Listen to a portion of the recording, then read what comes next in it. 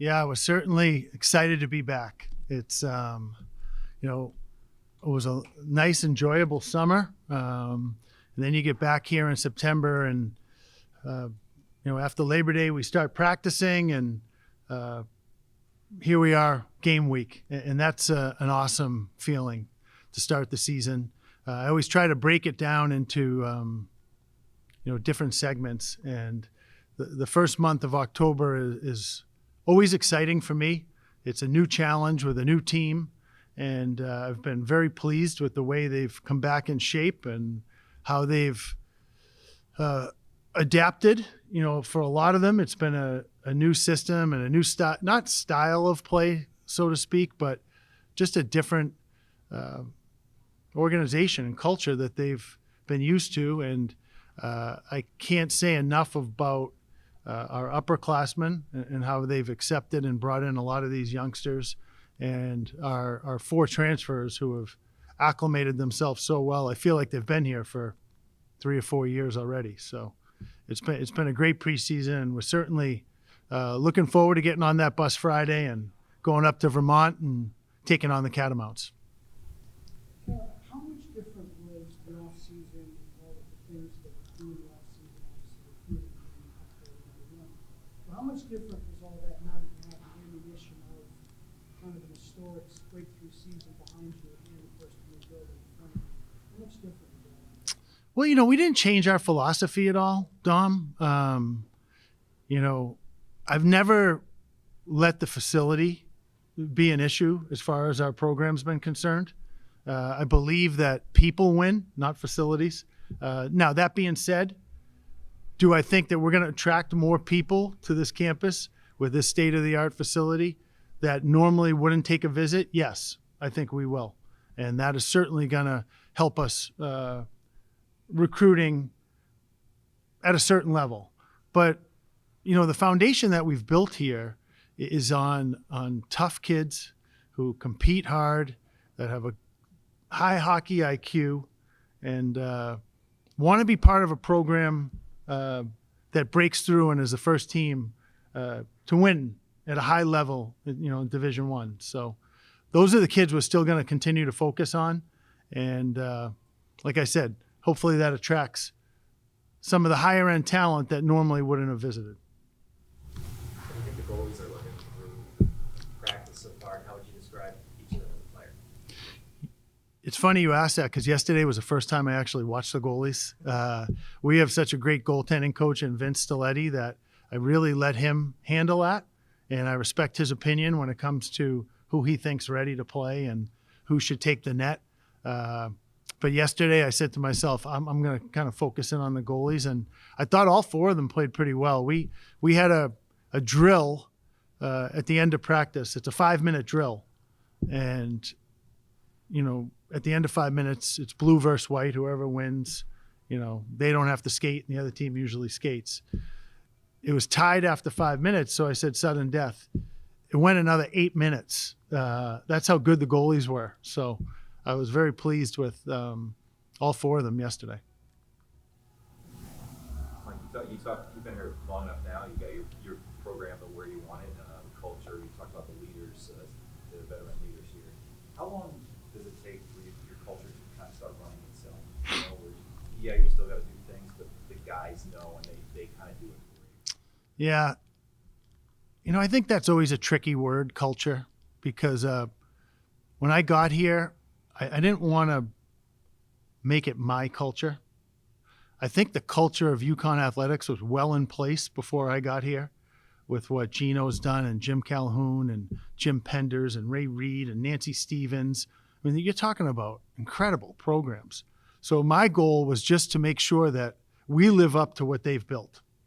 And that's what I've tried to do since I've been here. It's not my culture. This culture has been in place for a long time. And when I got hired here, I thought it was my responsibility to make sure the hockey team gets in line with the rest of the athletic programs that have been very successful here very quick.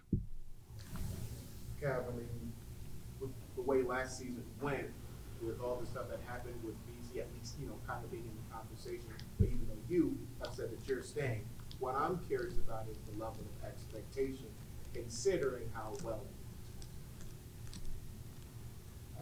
You're about the expectation for this year's season?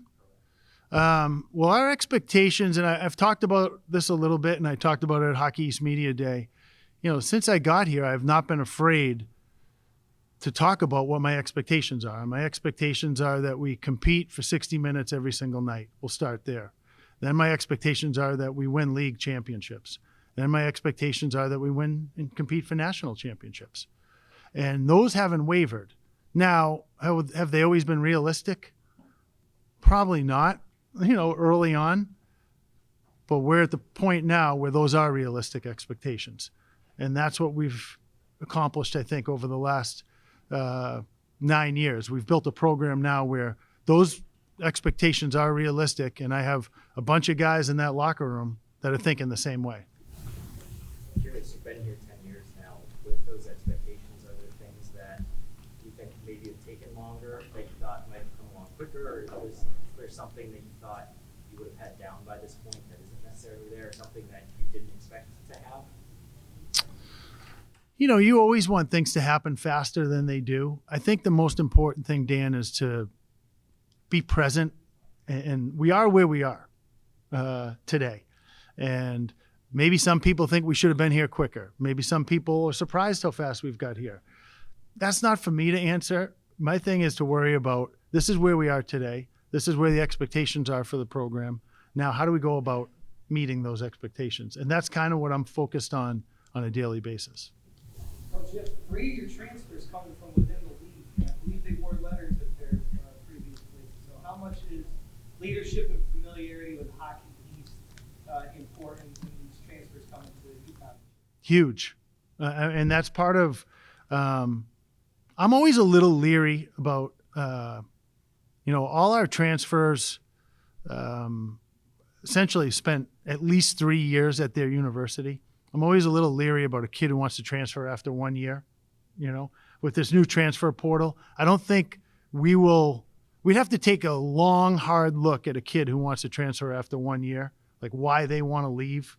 If it was a situation where they wanted to be closer to home because they had a sick parent or something along those, I would be open to that. If they want to leave because they're not happy with their playing time, it's probably going to be the same issue here. So, but these are all situations where 3 of them, have graduated from a university, and one of them has been there for 3 years, and had to deal with a coaching change. So, to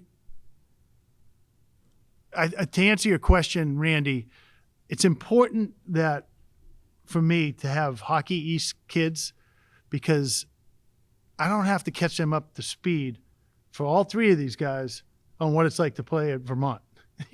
They know.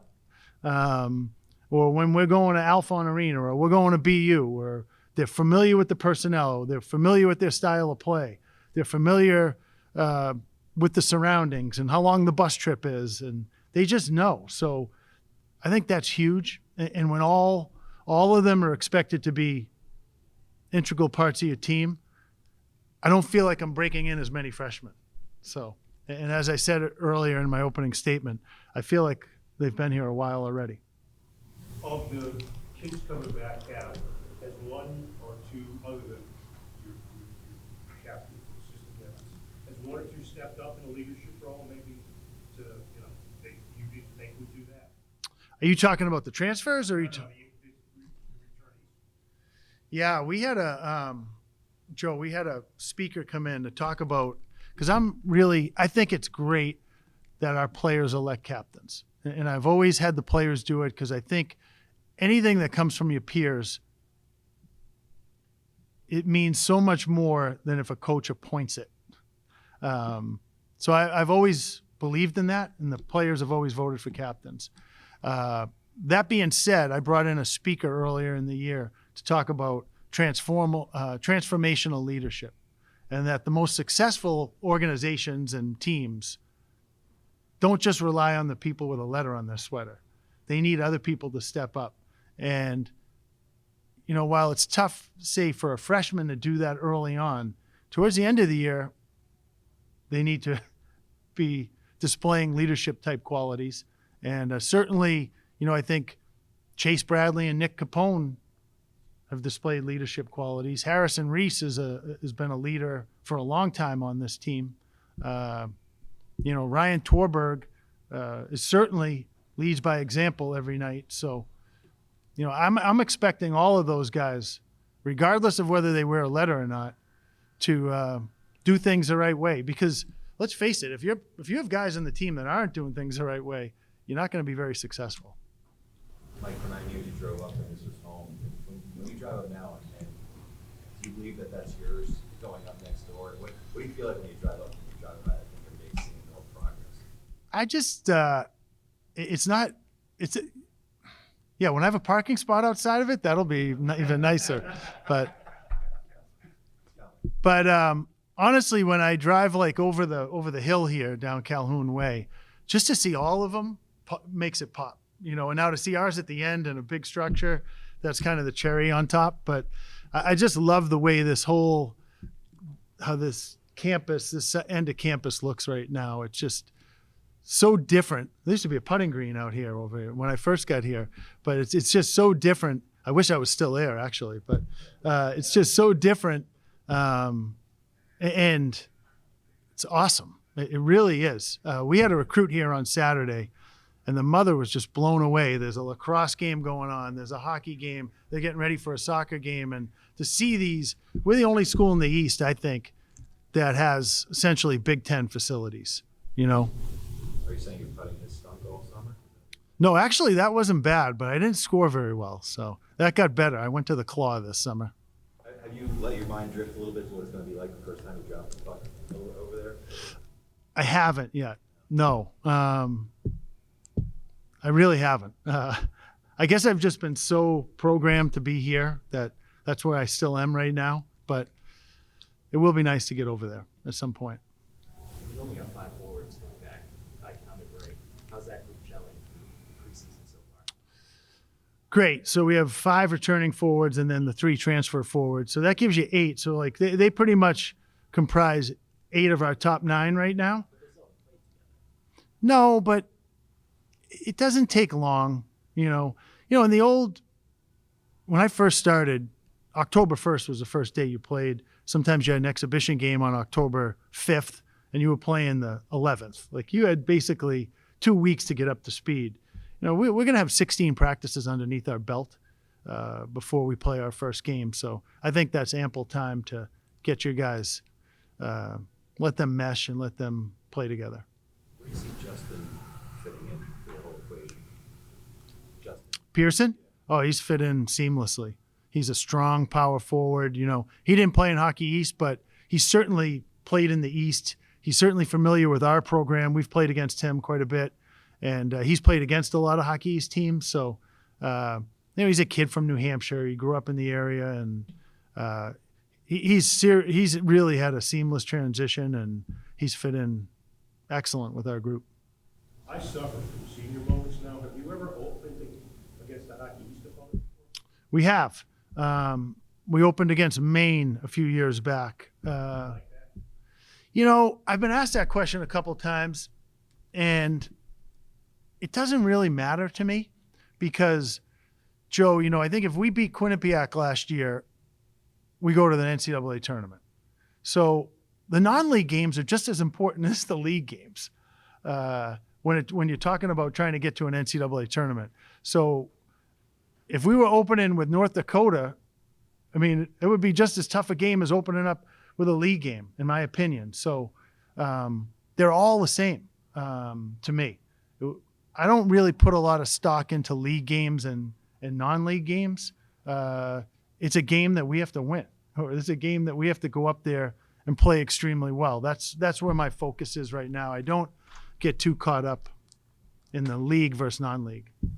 Like you spent much time thinking about how it ended last year. So close, and that goal was so, playing so well. It was almost kind of a fluke goal. Yeah. Does that stick with you at all, and motivate these guys in any way, shape, or form, or help them know that we were that close and it just happened to be a fluke goal that ended our year. Yeah, thanks for reminding me, John. I watched the game for the first time about 3 weeks ago. I up until that point. And, when you're in the game, you have a different thought process, and especially then it happens and I didn't want to watch a goal. I didn't want to watch any of it. You just felt for the players. And I've been there before. I've been in a national championship game and lost in overtime. And there's nothing you can say, or there's nothing that can make you feel better in that moment. It just takes time. But the thing you can do is learn from it. So that's why all of us as a staff sat down and watched that game to try to learn from it. And hey, where do we need to be better? And where was UMass better than we were? And then you also watch it and you realize, God, we were better than I thought in certain areas, We didn't give up a whole lot in that game. We played pretty good defense. Now, did we have enough offense? Not as much as I would have liked, but it's a learning experience. And that's what you have to do from games that you lose. I think the fools don't learn from them. You got to learn from them and try to apply it to the next time. And it'll be valuable experience for this group the next time we're in that situation. My follow-up to that, as the run went on last year, the vibe picked up. The crowd started, the Connecticut crowd that came to the Garden last year was kind of noticeable. What was how noticeable was that by the players?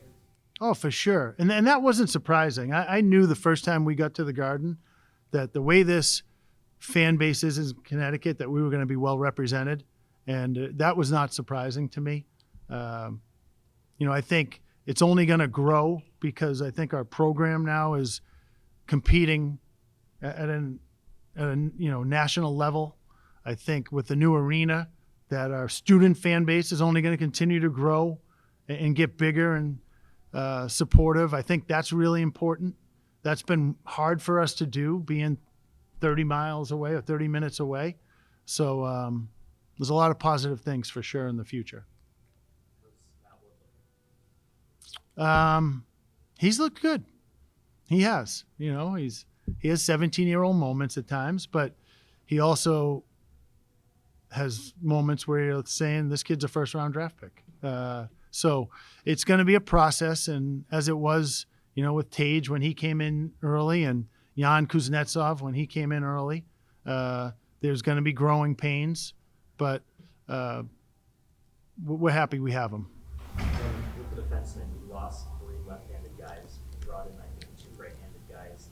Does it make much of a difference that you have more righties on the defensive line than lefties, or do you like to keep it balanced, or is it just something you're looking way too far into?